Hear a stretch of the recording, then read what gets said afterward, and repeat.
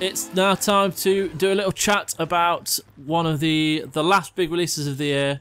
One of the most anticipated. It's quite hot right now, the conversation, but we'll get straight to the game.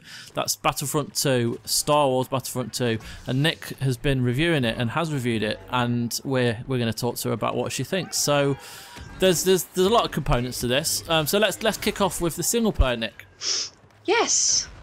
Well, I mean, obviously you can't go into lots of detail, but we could talk about, what it's like, how it is to play, and all that kind of thing. So go for it. Yeah, I enjoyed it.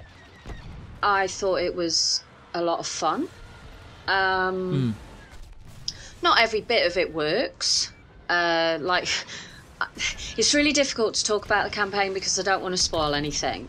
Of course, yeah. But I actually really enjoyed it. It takes you to a lot of places that you perhaps want to go to. You get to play as characters that you've probably wanted to play as. You get to jump in vehicles you've maybe wanted to pilot. I'm trying to be a bit, sort of vague here, but it feels like a kind of greatest hits. For Star Wars and all of those sort of fantasies about Star Wars as a kid growing up. I mean, bearing in mind that the story is set just after the events of Return of the Jedi.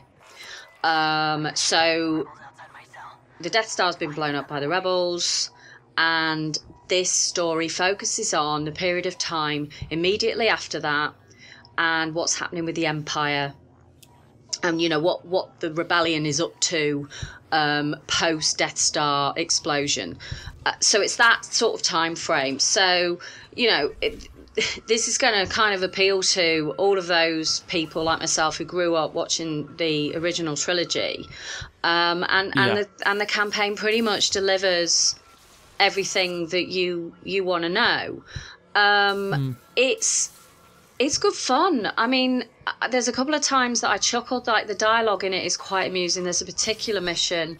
Again, I'm being very vague, but there's a particular mission with two characters that was just a lot of fun in terms of the dialogue happening between the two characters. And there was a few lines that actually made me laugh out loud, which I really enjoyed, and I really appreciated that. I felt like the writing had really captured the essence of these characters that are really well known. And I wasn't disappointed. I think it's not going to win any awards. It's a bit kind of pulp Star Wars, it's a kind of like, it's a bit pulpy. It doesn't really say anything. And I wouldn't necessarily expect it to, with it being Star Wars. I think, in terms of the mechanical nature of it, in terms of the shooting, again, place it against something like Destiny or maybe last year's Titanfall 2. You're not going to be that impressed with the shooting necessarily, but that isn't really what the game's about. It's more about that authentic Star Wars experience. And, the attention to detail in terms of the audio and the visual design is just as astonishing as it was in the first game. And it feels very, very Star Wars, and that's pretty much what I'm looking for, to be honest.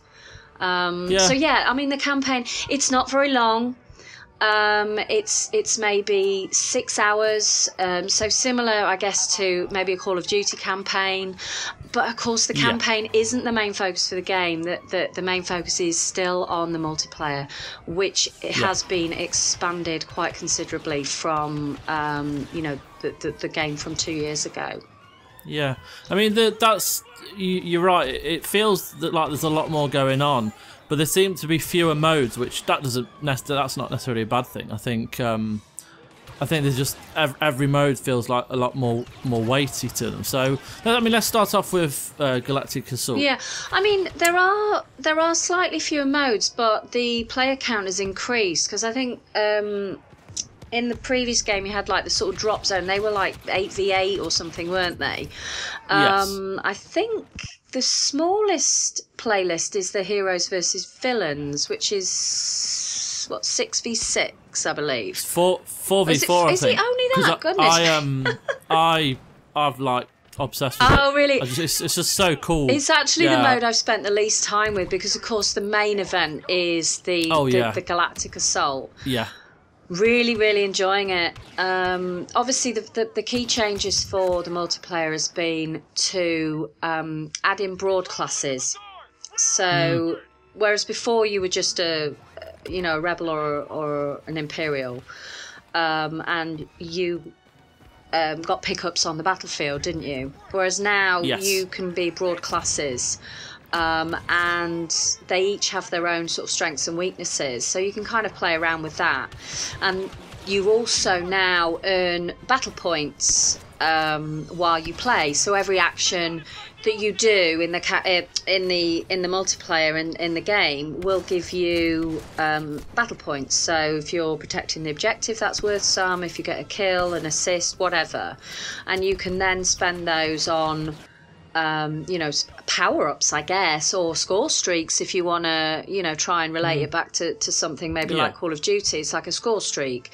And, I mean, Galactic Assault is definitely the main event. I mean, the maps are huge, and they are multi-stage battles, aren't they, with various different objectives throughout the course of it, and you're either attacking or defending.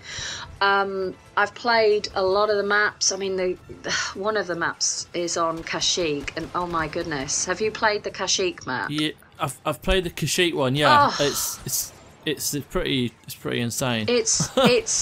It's gorgeous. It is really gorgeous. There's lots to do as well. Like there's vehicles to call in, and I'm just really enjoying it. You can't. I mean, there's a bit of a discussion going on with the loot boxes. There is loot boxes in it, but you kind of unlock heroes and what have you via these loot boxes, but you won't necessarily be able to use them in game because they're locked behind a certain amount of battle points that you achieve. Do you know what I mean? So I think there is some, I don't know, maybe confusion around what these characters are actually there for, if you get what I mean. Yes. Yeah. I mean, the characters you can unlock, as you say, in the multiplayer, you do have to earn a certain amount of, are they called credits? Credits, yeah. Credits when you play, and you kind of get them by like chaining kills together, getting objectives. You get more every time you die, and they build up. And you can buy characters and that, and it is good fun to use the characters, but it is kind of designed for those higher levels, because when you get a load of credits, you can buy characters to then use in multiplayer, but then you still have to earn credits in multiplayer in those games to then use them. So it's not always easy to use it. So I can kind of understand it, but then also there's the arcade mode, which I want to kind of touch upon as well, because that's good fun for being able to use all these characters. Yeah. As well as the heroes and villains mode in multiplayer, you get to play as heroes all the time, and there's tons of them, and you can unlock them, blah blah blah. But there's always a chance for you to use these kind of characters. But the arcade mode is essentially the light side and the dark side, two paths you can go down, isn't it? It's kind of built up of scenarios. So I mean, what do you want to talk a little bit about that? Well, the arcade mode feels very much like a training ground, really. Yeah. Giving you that opportunity to kind of, I guess, get used to a particular character. For example, one of the early excuse me there. One of the earlier ones is with Luke Skywalker, and if you're suddenly going to get Luke Skywalker in a game, the chances are you're not going to really know how to use him effectively in a game of battle, in a game of Galactic Assault. So the arcade mode, for me, the arcade mode feels like a training ground, an opportunity really to try out different loadouts. To try out some of the heroes and see what their, what their skills are, what their, where their strengths and weaknesses lie. It's fairly extensive, though, isn't it? There's quite a lot of scenarios to be able to do. I think there's going to be some questions about how the arcade mode runs as well, because a lot of, I mean, you can earn credits in arcade as well, but there is a daily cap on that.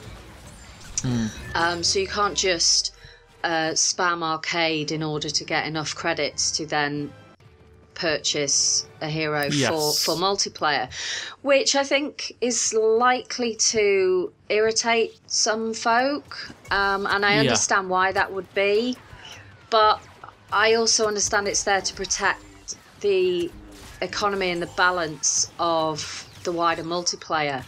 I guess, I mean, in terms of being able to make a definitive statement on it, I kind of think that the game needs to be out in the wild, you know, with lots of players on, you know, on the servers, really testing it to see whether the balance is correct, you know, and whether the economy is correct. And I'm assuming that, you know, the likes of DICE and Criterion, who are, you know, have basically done the aerial assault stuff, the Starfire assault.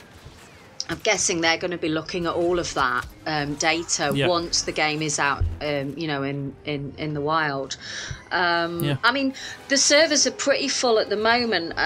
For me, I mean, I've been reviewing it on Xbox, and of course, people will have had their EA access 10 hours. So I've been very fortunate to be able to actually play some of the multiplayer. Well, play the multiplayer quite extensively over this sort of review period, which is quite rare actually with a multiplayer game, because you don't have the opportunity to see what the servers are like with, you know, real life players, if you know what I mean. So often that, you know, these games that have multiplayer attached to them, they're often reviews in progress, aren't they, where you come back to the multiplayer. But I think there's enough there, and I've played certainly enough hours, you know, 8 or 9 hours of the multiplayer now to get a real feel for how that's going to work. And I find it, I think it's good fun. I think the multiplayer is good fun. I've had a good time with it so far. It feels like there's a bit more depth to it, you know, from the game, from the first game a couple of years ago. There's a bit more progression. There feels like there's a bit more to play for.